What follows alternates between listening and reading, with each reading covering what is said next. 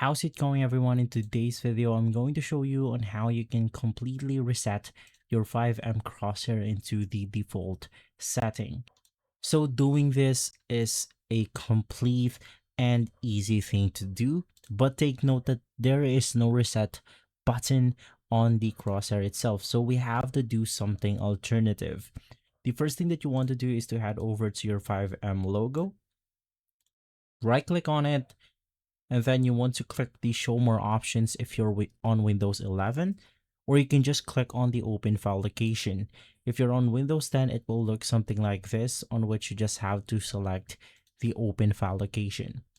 From here, click the Fivem application data,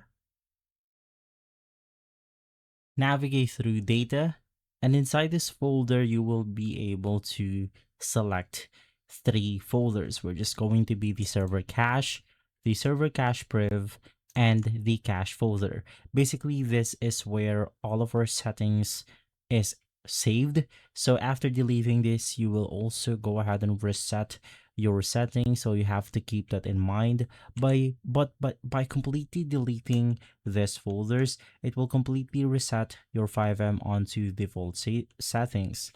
This will just get replaced after opening up Fivem again, so don't worry about it.